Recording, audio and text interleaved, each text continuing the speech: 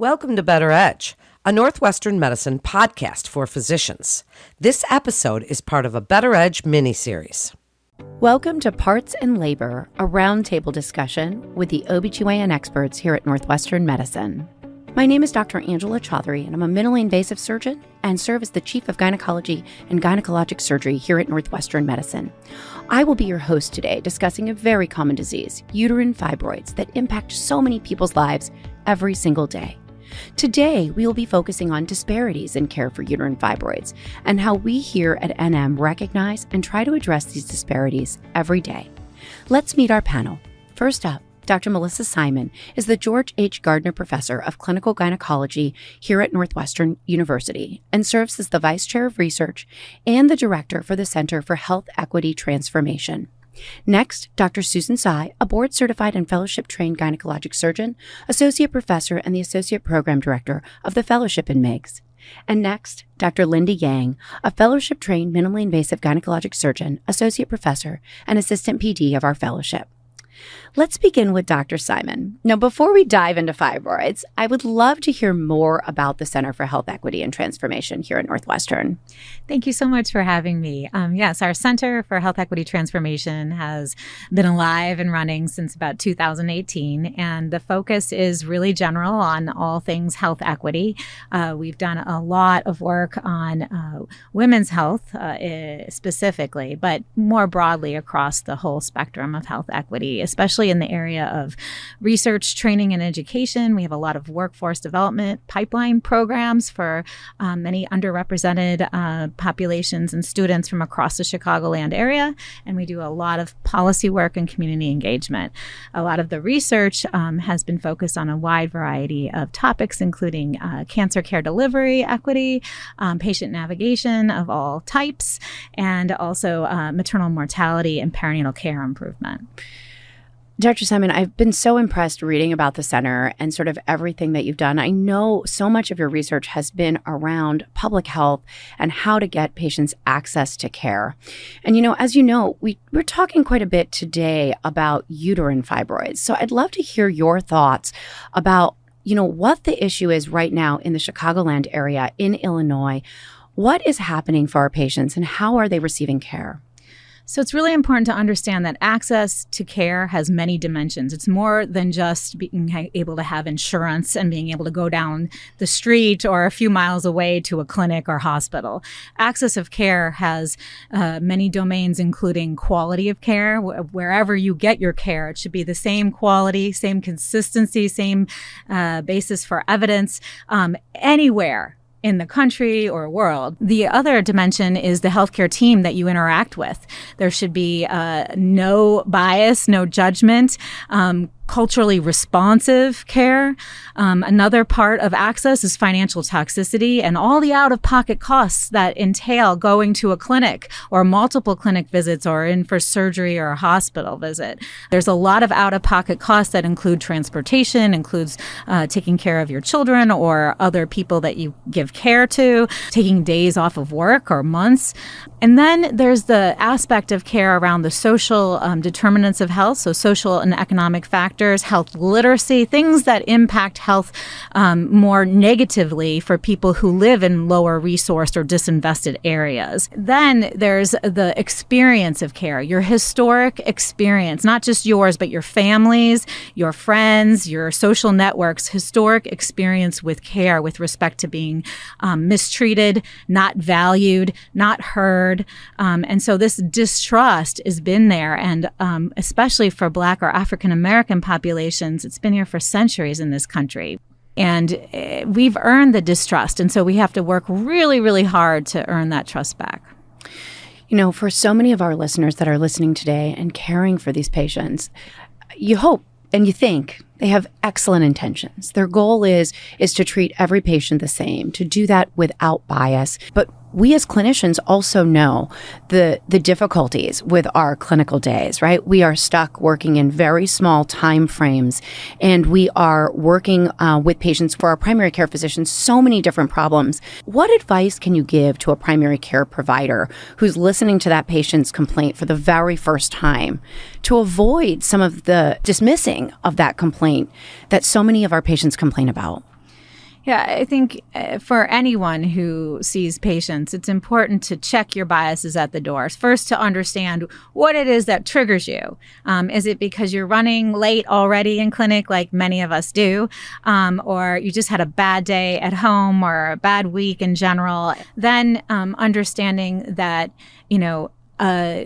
that particular issue of heavy periods or other complaints that patient is bringing to you does not have to be resolved in one day or in that 10 or 15-minute clinic visit. Oftentimes, especially physicians, but clinicians in general want to solve the problem right away. And that is not reality. And quite frankly, most patients would tell you, I understand it's not going to be solved overnight. I understand this is a partnership and a relationship over time. Patient-centeredness in healthcare decision-making is really important. So first, setting expectations up front and slowing the process down. A few visits versus trying to get it all done in one visit would make a difference in terms of the pace, speed, and tone of your voice and just how much you actually exude the fact that you really do care and that you really do want to listen. Well, I certainly hear you, Dr. Simon. As a surgeon, I often feel that way, that I'm trying to solve a problem. But it is so interesting, right? As I work with patients, and I'd love to get Dr. Yang and Dr. Tsai's input on this as well. As I work with patients, sometimes it's even when I'm doing a telehealth visit, I can see in the tone of their voice, in the look on their face, in their body language, as I start talking about, for example, treatment options, you see people, either nodding, yes, I want a hysterectomy, or looking at me with this wide-eyed, like, that's the last thing I want to talk about today. Dr. Yang, have you had any experiences with patients like that where you thought, a certain treatment option was the best one for them, but really they weren't on the same page? I have, and I would echo some of those struggles as a clinician and surgeon in terms of wanting to make recommendations and offering a treatment plan by the end of the visit. But I think, as Dr. Simon alluded to, in reality, I think it's a stepwise process. When I sense that patients may not be ready to make a decision, I think it's really important for me, again, to kind of ask them, what their goals are, at the end of the process, what their goals are at their initial visit or subsequent visit, so I can really help them. I find myself reflecting upon my position and then putting myself in the patient's perspective to really understand why it is that we have not reached a decision or a firm treatment plan. I think one of the things that we really need to think about is oftentimes the patients that get to our office, they're the lucky ones, right? They're the ones that are now able to come to a center where we're going to really be able to offer them all the different opportunities. It's the patients that can't get to us, whether that's insurance, whether that's literacy, whether that's the availability to travel. We've been trying to sort of overcome some of those barriers. Telehealth. I now see patients from all over the state who can talk to us about whatever their gynecologic problems are, and we can get imaging from their local centers and then bring them up when we actually need to evaluate better for treatment options. So some of that definitely is part of what we're trying to do to improve these disparities. Dr. Simon, do you have any ideas for us on what more we can do? Well, you also have to understand the context. So specifically for Black and African American people who have uteruses and affected by fibroids, they grew up basically thinking that this is normal. It's normal to have heavy periods. It's normal to have periods for 10 days plus. It's normal to wear multiple pads in one sitting, or diapers and towels. It's normal not to wear white on those period days because you're afraid of leaking and showing through that white dress. It's normal to have pain with sex. So when you're socialized up through where your sisters, your mother, grandmother, family, friends, all have those same symptoms or experiences, then how do you know that's abnormal? Also, in addition to that, understanding the context of fibroids haven't been talked about much for many years until very recently. And then when a patient comes into a healthcare system, that's already a big deal, especially if they don't trust providers in general because of those historic things I talked about earlier. Then you've got to understand there's stigma to revealing you have heavy periods or pain with sexual intercourse. There's a lot of hesitancy because people don't feel empowered to ask questions or to bring up the real concern as to why they're there. I mean, how many times as a provider has it been to the time you are actually exiting the clinic door, the room, and then the patient goes, well, doc, actually, this is what I'm here for. And that is not on purpose or by accident. It's because they're afraid. People are afraid to come to the healthcare provider. When that happens to me in my office, I feel as though I must have done something right that visit, that by the end of that 10 or 15 minutes I spent with them, that I was able to glean that trust in order for them to come forward. And I always say as a provider, and what I teach our residents and students is, if that happens, don't talk to them from the door. Come back, sit down at the desk and have a conversation. I think that is just such a key point, Dr. Simon. And, I mentioned our residents, right? Like really trying to educate. Dr. Simon, you've been here on faculty for so many years and part of the surgical education curriculum. Could you share sort of how we try to teach this to our trainees? Yeah. What I try to teach the residents is that, everything that the patient says is important. And as Dr. Simon alluded to previously, we as physicians cannot conquer or address every single issue. That this could take multiple visits so that we can come to the plan and the treatment that is appropriate for the patients. And so we do have that luxury of giving the residents some time. When the patients come to our clinics, we get a thorough history. And after that, we really sit down and come up with options for the patient and what they think is appropriate and really engage them on their treatment care. One of the keys that we really need to do as not just clinicians, but educators, is to make sure that this next generation of physicians comes through working from a place of bias. We need to role model that behavior such that our communities that we work with every day can begin to have more trust in the system. There's so many patients that come into my office that said, I was at this resident clinic at this university and I got seen by 10 different physicians and nothing was solved. Nothing happened. And of course, as a clinician, our first instinct is to be frustrated. We have to go pull records from 8 different hospitals and try to figure out what people have done. But really, imagine if it's frustrating for us to pull all those records, how frustrating it must be for the patient who really hasn't felt heard, hasn't felt listened to, and really hasn't gotten treatment for what they really needed. And so I think that's so true, Dr. Sai. What we really need to be doing is educating this next generation to get them to the point that they understand how to manage these conditions and how to really care for our patients. Now, I'm going to pivot a little bit because I think that one thing that really comes up is, we've been talking about patients from different communities, and we know that fibroids impact more than 80% of Black women. 80% in our country. It is a huge number. We know in Black women that fibroids actually present at younger ages and might impair their ability to go on and have families.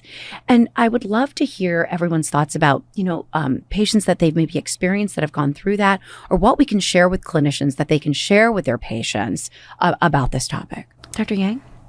I think it's important, especially if you're establishing a relationship with a patient. I think it's imperative to at least start the conversation with the patient regarding their desire for fertility or pregnancy in the future. They may not have an answer, and that's okay. It is critical that we acknowledge that, their fertility desires, even if they're uncertain at the moment, be prioritized, and to ask whether or not they're currently attempting to conceive, and potentially even bring up options in terms of maximizing fertility and potentially preserving fertility down the road, even if they aren't focusing on that as a priority in their life at the present time. I completely agree with Dr. Yang. I think because fibroids potentially present much earlier in African American populations, do we potentially have to intervene earlier because they have it at such a younger age, even though they're not yet ready to get pregnant, if they so desire that in the future? And how can we then preserve that uterus? So I think it's important that we get that information and ask them what their fertility plans again, even if they're not ready, but do they expect it or think about it in the future? Dr. Simon, I would love to hear your thoughts because I know so much of your work has been around maternal morbidity and mortality. And this idea of our patients who come in at young ages need treatments for their fibroids, maybe surgeries that can impact that in the future.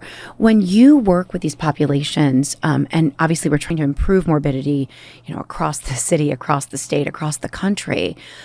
But for these patients, they come into us with fear about how this might impact a future pregnancy. Can you speak to that as a researcher, as a public health person?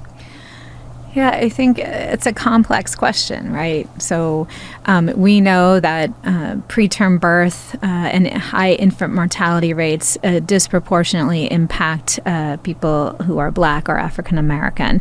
We also know that our maternal mortality rates in the United States are egregiously different between white people and Black people, and even Latinos. I think it's really important to understand that fibroids are one of those things that factor into promulgating that infant mortality rate, which is a lot of that is from preterm birth, having a baby too early in pregnancy. So this issue really does deserve time in the clinic. It deserves more than one visit, and it deserves slowing it down like we talked about earlier. Yeah, I completely agree. Now, before we kind of close up, I do want to address sort of one, I like to say, big elephant in the room when it comes to disparities. Myself and Dr. Sai have the opportunity to work here at Northwestern as part of our Gender Pathways program, which is a program that was initially designed for surgical transition for our transgender and gender nonconforming patients. Oftentimes, when we talk about fibroids, we talk about women with fibroids and how they're going to be impacted in the fertility, but we don't always address our patients who are transgender or who are gender nonconforming, who have some of these issues and maybe don't feel comfortable coming forward and talking about them. Dr. Sai, can you talk a little bit about fibroids in our transgender and gender nonconforming populations? Yeah. For my workup for transgender patients and whether or not they want to pursue surgery for gender affirming surgery, I often will get an ultrasound, and that's more to see, is there any pathology that I need to worry about in terms of surgical planning, whether or not they have ovarian cysts or fibroids. We really don't know what the incidence of fibroids is in transgender patients. I think oftentimes we find them incidentally when we are doing that workup just to assess whether or not there is some sort of pathology that we could run into. But there currently isn't any data for that right now. Yeah. One of the things is really just making a safe space, right, for these patients to come in and talk about any gynecologic issues they have. And that's hard. We're very lucky at the Center for Complex Gynecology where we see patients. We started the process of all gender bathrooms, of extensive training for our staff, ensuring that we're using appropriate pronouns, ensuring that we're not dead naming our patients despite what their insurance might say. When we think about fibroids in particular, we have no idea, right, how common fibroids are in these populations. For patients who've been taking testosterone for a very young age, they may actually have less fibroids because we actually are suppressing the estrogen that creates fibroids. We know that a lot of our patients don't start testosterone until much later in life. And so absolutely have patients coming in their 40s, right, who have these sorts of complaints. And so like Dr. Sai said, really listening and trying to better understand what their issues are. So I'd really like to wrap us up today. Dr. Simon, if you could just share with us what you think the most important thing is for our listeners to leave with when we think about disparities, both in healthcare for patients with a uterus, for patients with uterine fibroids. What can you share with us? Some final parting words. I think it's really important to get back to the basics. How would you want to be treated in a clinical care setting when you have a gown on, you're naked under that gown, you've experienced bad things or your family has experienced bad things in healthcare providers' offices and hospitals before, and you're scared. You're scared about the condition you have, and you just don't know where to start. And so if you understand that, then you can come from the point of how best to take it slower, sit down and really try to listen and try to get that space created between you and the patient who is coming with that complaint of fibroids or heavy bleeding, and really just, go slowly, set expectations, understand that it's not going to be solved in 2 minutes or 10 minutes, and then it will take us a few more visits. But when you can really try to center the patient and say, what are your goals? That this is not going to happen overnight, but we're going to work together to try to get your issues addressed to the best of our ability together. Dr. Simon, thank you so much. Every time we talk, I'm reminded so much of what I need to be working on every single day in my office, and I so appreciate it. And thank you to all of our panelists today.